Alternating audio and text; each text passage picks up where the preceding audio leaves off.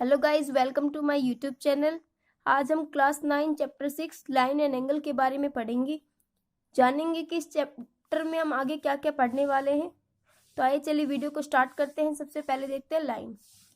Line को हम simple language में बोले तो लाइन एक ब्रेथलेस होती है। इसकी ब्रेथ को कैलकुलेट करना इम्पॉसिबल होता है। इसमें सिर्फ लेंथ होती है। ये एक पॉइंट से स्टार्ट होकर दूसरे पॉइंट पे स्टॉप हो जाती है। इसके बाद नेक्स्ट टॉपिक आता है हमारा इंटरसेक्टिंग लाइन। इंटरसेक्टिंग लाइन क्या होती है? जब दो लाइन आपस में एक पॉइंट पे इंटरसेक्ट करें, यानी कि एक पॉइंट पे काटे। दो लाइन आपस में जब एक पॉइंट पे एक दूसरे को काटती है तो उसको इंटरसेक्टिंग लाइन बोला जाता है। इसके बाद नेक्स्ट टॉपिक आता है हमारा पैरेलल लाइंस। पैरेलल लाइंस क्या होती है? जब दो लाइन के बीच का जो परपेंडिकुलर डिस्टेंस है हर एक पॉइंट पे वो इक्वल होगा तो उसको बोला जाएगा पैरेलल लाइंस। ये नहीं है कि जैसे इस वाले फिगर में हम देखें तो यहाँ पे इन दोनों का परपेंडिकुलर डिस्टेंस अलग है और यहाँ पे इन दोनों का परपेंडिकुलर डिस्टेंस अलग है, यानी कि हर एक पॉइंट पे इसका परपेंडिकुलर डिस्टेंस अलग होता जा रहा है, तो उसको पैरेलल लाइंस हम नहीं कह सकते। इसमें देखें तो इसमें यहाँ पे भी इनका परपेंडिकुलर डिस्टेंस सेम है, यहाँ पे भी सेम है और यहाँ पे भी सेम है, तो इसको बोलेंगे पैरेलल लाइंस। तो पैरेलल लाइंस की डेफिनेशन क्या होगी कि जब दो लाइन के बीच का जो डिस्टेंस है वो इक्वल होगा तो उसको पैरेलल लाइंस बोला जाएगा। नेक्स्ट आता है हमारा एंगल। एंगल, जब कोई भी एंगल बनाने के लिए हम सबसे पहले क्या चाहिए? हमें दो रे चाहिए। एक सिंपल रे से कोई एंगल नहीं बनाया जा सकता। इसके लिए किसी यहाँ पे स्टॉप है कि दूसरी रे का होना आवश्यक है, तभी उससे एंगल बनाएंगे। तो यहाँ पे एंगल के लिए हमारे पास इंपोर्टेंट क्या है? टू रे सबसे पहले। तो इसके अंदर आता है सबसे पहले एक्यूट एंगल। एक्यूट एंगल क्या होता है? जो लेस देन 90 डिग्री हो, यानी कि 90 डिग्री से छोटा एंगल हमारा क्या कहलाता है? एक्यूट एंगल कहलाता है। ठीक है। राइट एंगल जो इक्वल टू 90 डिग्री हो, राइट एंगल उसे कहेंगे जो 90 डिग्री का एंगल होता है उसको राइट एंगल बोला जाता है। जैसे ये फिगर देखें तो ये 90 से छोटा है ये वाला एंगल, तो ये कौन सा एंगल कहलाएगा? एक्यूट एंगल कहलाएगा। और राइट एंगल जो 90 डिग्री का एंगल होता है उसको हम राइट एंगल बोलते हैं। नेक्स्ट आता है हमारा ऑब्ट्यूज एंगल। ऑब्ट्यूज एंगल की डेफिनेशन देखें तो ग्रेटर देन 90 डिग्री, यानी कि 90 डिग्री से बड़ा, एंड लेस देन 180 डिग्री, और 180 डिग्री से छोटा। अब यहाँ पे इस फिगर में हम देखें तो ये हमारा 90 डिग्री का एंगल है, यानी कि ये वाला हमारा राइट एंगल है। बट ये वाला जो एंगल होगा ये क्या है? 90 डिग्री से बड़ा है और 180 डिग्री से छोटा है, तो ये वाला एंगल हमारा कौन सा होगा? ऑब्ट्यूज एंगल होगा। तो गाइज आपको इतना क्लियर होगा एक्यूट एंगल कौन सा होता है? जो 90 डिग्री से छोटा होता है। राइट एंगल जो इक्वल टू 90 डिग्री हो, और ऑब्ट्यूज एंगल जो greater than 90 degree and less than 180 degree. आगे देखें तो आगे हमारे पास आता है स्ट्रेट लाइन। स्ट्रेट लाइन क्या होती है? सिंपल लैंग्वेज में तो एक सीधी लाइन होती है। स्ट्रेट लाइन हमारा 180 डिग्री का जो एंगल होता है, अब एंगल मैंने अभी भी बताया दो रे से बनेगा। यहाँ पे रे स्टार्ट और यहाँ पे जो दूसरा एंगल है जो कि एक पैरेलल लाइन की तरह से बोला जाता है, तो उसको कौन सा एंगल बोला जाएगा? 180 डिग्री का एंगल बोला जाएगा। ये हमारा क्या है? 180 डिग्री का एंगल। तो इससे क्या हो रही है? एक स्ट्रेट लाइन बन रही है, तो इसको बोला जाएगा स्ट्रेट लाइन। नेक्स्ट आता है रिफ्लेक्स एंगल, जो कि काफी बार पेपर में पूछ लिया जाता है। मोस्ट इंपोर्टेंट टॉपिक है, बहुत बार आ जाता है पेपर में। ये क्या होता है? जो कि ग्रेटर देन 180 डिग्री हो एंड लेस देन 360 डिग्री हो। आपसे एक एंगल दे दिया होगा, जैसे कि हमारा एक्स एंगल दे दिया और पूछा है एक्स का रिफ्लेक्स बताओ, तो आप कैसे निकालोगे? 360 माइनस एक्स हमारा रिफ्लेक्स हो जाएगा। सपोज करो ये हमारा 30 डिग्री है, तो एक्स का रिफ्लेक्स कितना होगा? 360 माइनस 30, यानी कि 330 डिग्री उसका रिफ्लेक्स। ये बाहर वाला जो एंगल ये बनाता है ये हमारा रिफ्लेक्स एंगल कहलाता है। नेक्स्ट आता है हमारे पास कॉम्प्लीमेंट्री एंगल। कॉम्प्लीमेंट्री एंगल, जब दो एंगल का जो हमारा सम है वो 90 डिग्री होता है तो वो हमारा कॉम्प्लीमेंट्री एंगल होता है। इस फिगर में हम देखें तो एक एंगल हमने ले लिया 40 डिग्री का, एक एंगल हमने ले लिया 50 डिग्री का। इन दोनों का सम करेंगे तो हमारा हो जाएगा 90 डिग्री, तो इसको बोलेंगे कॉम्प्लीमेंट्री एंगल। अगर हमें एक एंगल की वैल्यू ना दी हो तो हम उसको इजीली कैलकुलेट कर सकते हैं। फॉर एग्जाम्पल यहाँ पे हमें एक्स की वैल्यू नहीं दे रखी, तो यहाँ पे हमने एक्स को एज इट इज छोड़ा और वाई की वैल्यू 40 और ये 90। इसको कैलकुलेट करेंगे, इधर आके माइनस का हो जाएगा। एक्स की वैल्यू क्या निकाली हमने?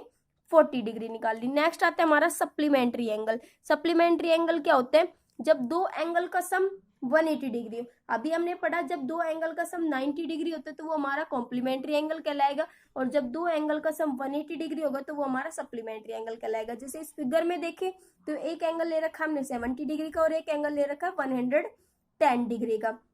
तो इन दोनों का सम करेंगे तो ये हमारा हो जाएगा 180 डिग्री, तो इसको बोलेंगे सप्लीमेंट्री। नेक्स्ट आता है हमारे पास एडजेसेंट एंगल। एडजेसेंट एंगल को एक तरह से दूसरी लैंग्वेज में देखें तो पड़ोसी एंगल भी बोला जाता है।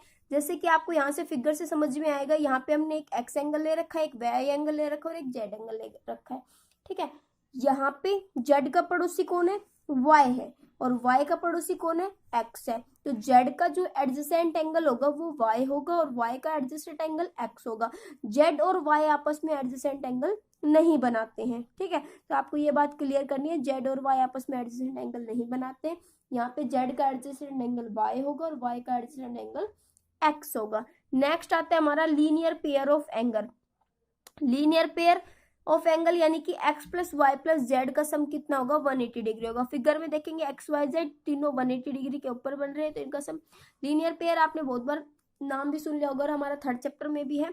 तो उसमें यही है कि तीनों का सम कितना है हमारा 180 डिग्री, ये हमारा लीनियर पेयर कहलाएगा। नेक्स्ट टॉपिक आता है हमारा वर्टिकली अपोजिट एंगल, जो कि इसके ऊपर काफी क्वेश्चन बनते हैं। वर्टिकली अपोजिट एंगल जब दो लाइन आपस में इंटरसेक्ट करती है, अभी पीछे बताया मैंने, तो वो इंटरसेक्टिंग लाइन बनती है।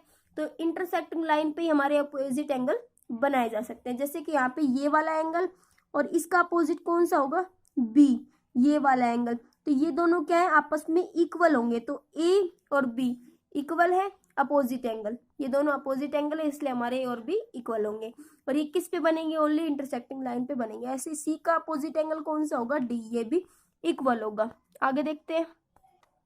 नेक्स्ट टॉपिक आता है हमारे पास corresponding angle, alternate interior angle और अल्टरनेट एक्सटीरियर एंगल और को इंटीरियर एंगल। इन चारों एंगल का आपस में रिलेशन है। ये चारों एंगल जब बनाए जा सकते हैं जब हमारे पास दो पैरेलल लाइंस हो। मैंने बोला जब हमारे पास दो पैरेलल लाइंस हो और उन दो पैरेलल लाइंस को एक लाइन इंटरसेक्ट करती हो, तो उसको बोला उस कंडीशन पे हम कह सकते हैं कि चारों एंगल इम्पॉसिबल है। सबसे पहला आता है कोरस्पॉन्डिंग एंगल। कोरस्पॉन्डिंग एंगल क्या होता है, एक तरह से बोले तो सेम डायरेक्शन वाले एंगल। सेम डायरेक्शन, मैंने बोला सेम डायरेक्शन वाले एंगल क्या कहलाते हैं, कोरस्पॉन्डिंग एंगल कहलाते हैं। जैसे कि यहाँ पे हम फिगर में देखें तो सेम डायरेक्शन 1, 3, 5, 7 ये इधर डायरेक्शन में और एंगल 2, 4, 6, 8 ये इधर वाली डायरेक्शन में। तो इधर एंगल 1 और एंगल 5 इक्वल होंगे, कोरस्पॉन्डिंग एंगल है ये। और एंगल 3 इक्वल होगा एंगल 7 के। Same direction, angle 1 equal angle 5, angle 3 equal angle 7, angle 2 equal angle 6 के, एंगल 4 इक्वल एंगल 8 के। तो यहाँ पे एंगल 1 इक्वल एंगल 5 के कोरिस्पॉन्डिंग एंगल से, 2 और 6 के, एंगल 3 एंगल 7 के, एंगल 4 एंगल 8 के। ये किससे इक्वल है, कोरिस्पॉन्डिंग एंगल से इक्वल है। नेक्स्ट टॉपिक आता है हमारा alternate interior angle. Interior word आपने बहुत बार सुना होगा। इंटीरियर वर्ड का मतलब होता है अंदर की तरफ, यही पढ़ा है, अंदर की तरफ। अब यहाँ पे इंटीरियर एंगल कौन से, इस फिगर में देखें तो एंगल 3, एंगल 4, एंगल 5 और एंगल 6 हमारे इंटीरियर एंगल है।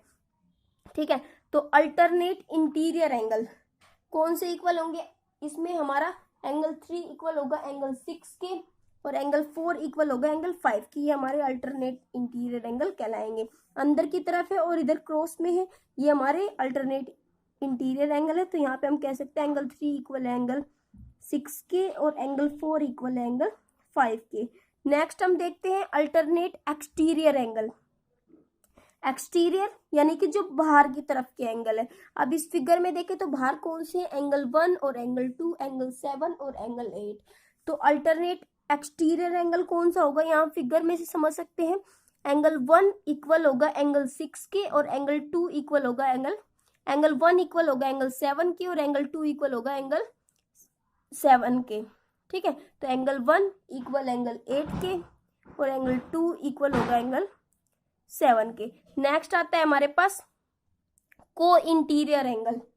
को इंटीरियर एंगल, इंटीरियर का मतलब आपको पता है अंदर की तरफ, यानी कि इनका जो भी रिलेशन बनेगा वो अंदर की तरफ बनेगा। तो यहाँ इस फिगर में हमने देखा था अंदर कौन कौन से एंगल है, एंगल 3 है, एंगल 4, एंगल 5 और एंगल 7 है।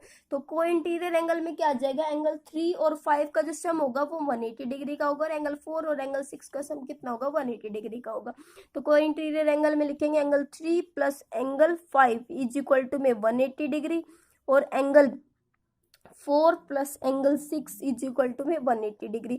ये हमारे को इंटीरियर एंगल हो जाएंगे। एक बार फिर रिपीट करते हैं, ये कब किस कंडीशन में बनेंगे? हमेशा जब दो पैरेलल लाइंस हो और उसको एक इंटरसेक्टिंग लाइन इंटरसेक्ट करती हो। सबसे पहला कोरस्पॉन्डिंग एंगल यानी कि सेम डायरेक्शन वाले एंगल, जैसे कि